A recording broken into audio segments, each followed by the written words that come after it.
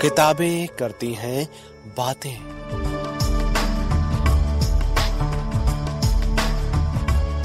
आवाज की तरंगों पर मेहनतकश जनता का साहित्य।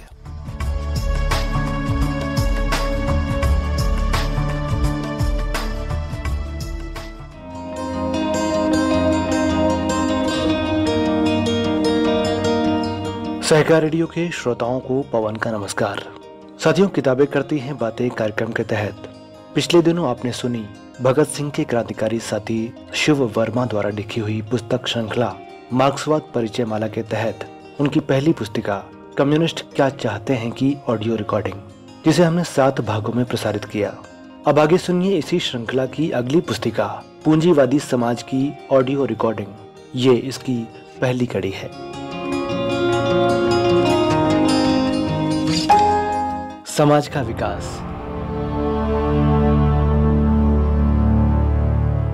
जिस समाज में हम रहते हैं वो श्रेणी समाज है। शोषण या लूट खसोट इस समाज की बुनियाद है। श्रेणी किसे कहते हैं? श्रेणी या वर्ग उन व्यक्तियों का समूह है जो पैदावार में एक ही तरह का काम करते हैं और जिनके आर्थिक हित एक जैसे होते हैं। अगर समाज के कुछ लोग सारी जमीन को दबा लें, उस पर अपना अधिकार जमा लें, तो ये सब लोग मिलकर भूस्वामी वर्ग कहलाएंगे।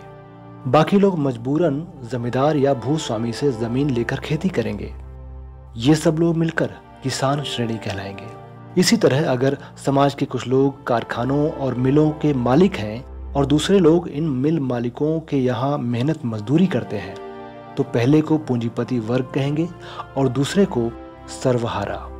यूं तो समाज मनुष्यों का बना है, पर गौर से देखने से मालूम होगा कि मनुष्य समाज अलग अलग टुकड़ों में बटा है और इन टुकड़ों के स्वार्थ सिर्फ भिन्न ही नहीं, विरोधी भी हैं, एक दूसरे से टकराते भी हैं।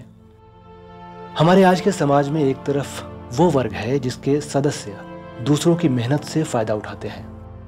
दूसरी तरफ वो लोग हैं जिनकी मेहनत की कमाई पहला वर्ग हड़प जाता है।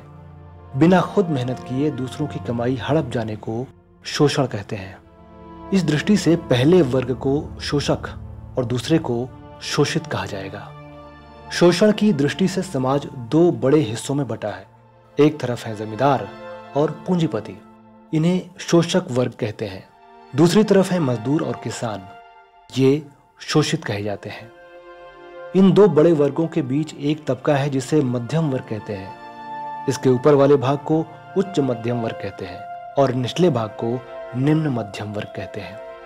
ऊपर वाला भाग जैसे सरकार के या कंपनियों के बड़े बड़े अफसर या ओहदेदार, बड़े बड़े वकील, बैरिस्टर आदि शोषक वर्ग के ज्यादा पास हैं और उस पर निर्भर करते हैं। निचले भाग में आते हैं दफ्तरों में काम करने वाले फटेहाल बाबू लोग, छोटे दुकानदार, स्कूलों के अध्यापक आदि। ये सफेद पोश लोग होते तो गरीब हैं, पर अपने को गरीब कहने में शर्माते हैं और बड़े लोगों में उठने बैठने का मौका पाकर अपने को धन्य मानते हैं। आर्थिक दृष्टि से तो ये लोग मजदूरों और किसानों के पास होते हैं, पर दिमागी तौर पर वे शोषक वर्ग के काफी पास होते हैं। इन कारणों से क्रांति में इस वर्ग की ढुलमुल स्थिति कही गई है। ये थाली का बैंगन होता है और जिधर बोझ देखता है उसी तरफ लुढ़क पड़ता है। इनमें से कुछ लोग अपने वर्ग स्वार्थ को छोड़कर क्रांतिकारी वर्ग के हितों से अपने को मिला लेते हैं, जैसे मजदूर और किसान पार्टियों में काम करने वाले लोग। ऐसे लोगों को वर्ग त्यागी या डी क्लास कहते हैं। क्या समाज में श्रेणियां हमेशा से रही हैं? यह कहना गलत है कि समाज में श्रेणियां हमेशा से रही हैं। इतिहास के आरंभ में आदमी छोटे छोटे गिरोहों में रहता था, जिन्हें कबीला कहते थे। कबीले के सब आदमी एक साथ मिलजुल कर काम करते थे और जो थोड़ा बहुत खाना अपनी मिली जुली मेहनत से वे जमा कर पाते थे, इसका इस्तेमाल भी एक साथ मिलकर ही करते थे। उस समय उनके पास लकड़ी और पत्थर को छोड़कर और कोई औजार न था। इसीलिए इन अधूरे और नाकाफी औजारों और हथियारों को लेकर आदमी प्रकृति की ताकतों के खिलाफ मिलकर ही खड़ा हो सकता था। उनके सामने समूह में सम्मिलित तौर पर रहने के अलावा और कोई चारा ही न था। उस समाज को आदिकालीन कम्युनिस्ट समाज कहते हैं। हमने देखा कि दुनिया में एक समय ऐसा भी था जब समाज में श्रेणियां नहीं थी। ना कोई लुटेरा था और ना कोई उसका दास, सब बराबर थे। लेकिन कुछ पूंजीवादी लेखक ये साबित करने की कोशिश करते हैं कि व्यक्तिगत पूंजी की प्रथा उतनी ही पुरानी है जितनी की दुनिया। कुछ लोग तो जानवरों तक में पूंजी की भावनाएं खोजते फिरते हैं। उनका कहना है कि संपत्ति जोड़ने की भावना तो भगवान ने जानवरों तक को दी है। चींटी भी खाना जमा करती है, ये संपत्ति जोड़ना नहीं तो और क्या है। लेकिन ये लोग ये भूल जाते हैं कि चींटी खाना बेचकर मुनाफा नहीं कमाती और ना उससे चोर बाजारी करती है। दरअसल पूंजीवादी लेखक व प्रचारक कम्युनिज्म की बात से तथा व्यक्तिगत पूंजी की प्रथा को मिटा देने की बात से डरते हैं। इसलिए वे हमारे सामने चीजों को गलत ढंग से रखने की कोशिश करते हैं। तो हमने देखा कि समाज में आरंभ से ही श्रेणियां नहीं थीं। शुरू का समाज श्रेणी रहित समाज था। श्रेणियों की शुरुआत कहां से हुई?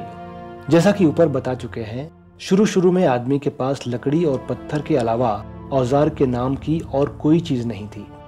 लेकिन धीरे धीरे उसने आवश्यकताओं को पूरा करने के लिए नए नए औजार इजाद किए और दूसरी चीजों का पता लगाया। उसने आग का इस्तेमाल करना, जानवर पालना, बर्तन बनाना, पौधे उगाना सीखा। पौधे उगाना खेती की तरफ पहला कदम था। इससे एक तरफ तो अलग अलग कबीलों के अलग अलग पेशे हो गए। कोई कबीला जानवर पालने लगा, जैसे आजकल बंजारे पालते हैं, और किसी ने खेती शुरू कर दी। और दूसरी तरफ कबीले कबीले में तिजारत शुरू हो गई। एक तो नए कामों में यूं ही पहले से ज्यादा मेहनत की जरूरत पड़ती थी। उस पर तिजारत की मांग पूरी करने के लिए अपनी जरूरत से ज्यादा पैदा करना पड़ता था। अब पहले से अधिक काम की जरूरत पड़ने लगी।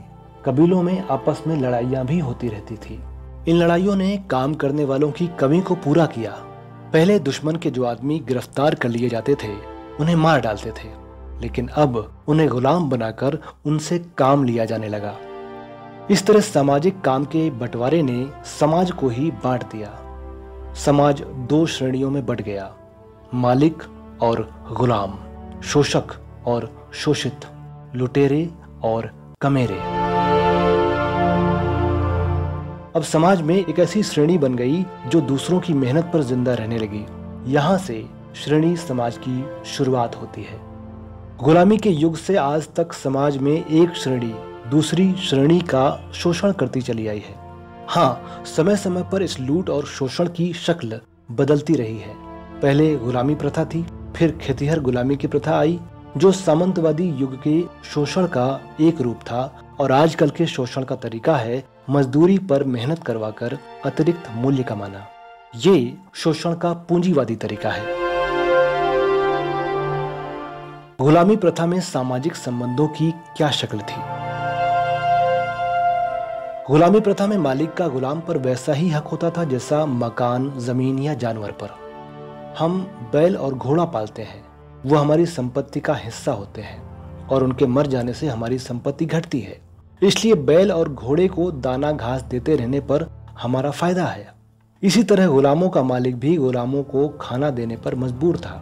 गुलाम की मौत से मालिक की संपत्ति घटती थी।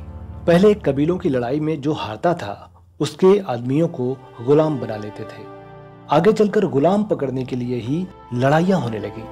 गुलामों की खुलेआम तिजारत होने लगी। बाजारों में हजारों की तादाद में जंजीरों में बांधकर बेचने के लिए गुलाम लाए जाते थे। इससे गुलामों की जिंदगी जानवरों से भी सस्ती हो गई। इस जिंदगी से ऊबकर गुलामों ने विद्रोह का रास्ता अपना लिया। इन विद्रोहों ने गुलामी प्रथा पर खड़े समाज की बुनियाद को हिला दिया। लेकिन उससे शोषण का अंत नहीं हुआ। गुलामी की जगह मनुष्य द्वारा मनुष्य के शोषण का एक नया तरीका निकल आया। गुलाम रखने वाले समाज की जगह सामंतवादी समाज ने ले ली। सामंतवाद में सामाजिक संबंधों की क्या शक्ल थी? सामंतवादी समाज में मुट्ठी भर सामंत किसानों की विराट जनता का शोषण करते थे। इन सामंतों को जमींदार या भूस्वामी भी कहते थे। इन्होंने किसानों की उस सारी जमीन पर जिसे वे पुश्तों से जोतते चले आए थे पूरा अधिकार जमा लिया। जमीन जोतने का हक पाने के लिए किसानों को इन जमींदारों की तमाम किस्म की सेवाएं करनी पड़ती थी। सौदागरों से अपने ऐश की चीजें खरीदने के लिए जमींदारों को ज्यादा पैसे की जरूरत होती थी, इसलिए वे किसानों की फसल का ज्यादातर हिस्सा जबरदस्ती उनसे ले लेते थे। जैसे जैसे सौदागरों की तिजारत बढ़ी, वैसे वैसे जमींदारों की जरूरतें बढ़ी और उसी हिसाब से किसानों का शोषण बढ़ा। इससे खेतीहर गुलामी का जन्म हुआ। खेतीहर गुलामी शोषण का एक भयंकर रूप है। जो किसान पहले थोड़े बहुत आजाद भी थे, वे अब बिल्कुल खेती से बन गए और जमींदार की संपत्ति बन गए। जैसे किसी जमीन पर पेड़, कुआं या मकान होता है, तो जमीन बिकने पर उसके साथ उसका पेड़, कुआं या मकान भी बिक जाता है। वही हाल किसान का भी हो गया। जमीन के साथ जमीन जोतने वाला भी बन जाता है। खेत छोड़कर भाग जाना किसान के लिए कानूनी गुनाह था। आगे चलकर जमींदारों ने किसानों की जमीनें बेदखल कर ली या किसानों के खेतों पर हद लगा दी कि इससे ज्यादा खेत कोई किसान नहीं रख सकेगा। किसानों से निकाली जमीन को लेकर उन्होंने सीरें कायम की और उन पर उन्हीं किसानों को काम करने के लिए मजबूर करने लगे। बेगार भी चालू की गई। किसान को हफ्ते में 3 या 4 दिन जमींदारों के खेत पर काम करना पड़ता था। इस बढ़ते हुए शोषण और लूट के खिलाफ किसानों ने भी विद्रोह का रास्ता पकड़ा।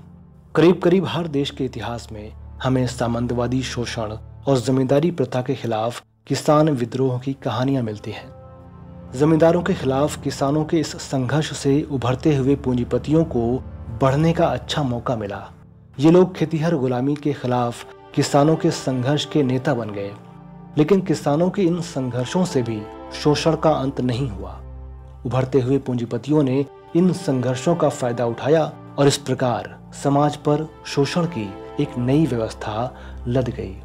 इस नई व्यवस्था का नाम है पूंजीवादी व्यवस्था। तो श्रोताओं, सहकार रेडियो पर किताबें करती हैं बातें कार्यक्रम के तहत अभी आप सुन रहे थे भगत सिंह के क्रांतिकारी साथी शिव वर्मा द्वारा लिखी पुस्तक श्रृंखला मार्क्सवाद परिचयमाला की दूसरी पुस्तिका पूंजीवादी समाज की ऑडियो रिकॉर्डिंग की पहली कड़ी। सहकार रेडियो से जुड़ने और हमारे बारे में अधिक जानने के लिए हमारी वेबसाइट www.सहकाररेडियो.com विजिट करें। इस पुस्तिका की अगली कड़ी के साथ आपसे फिर मिलेंगे। दीजिए इजाजत मुझे यानी पवन को। नमस्कार।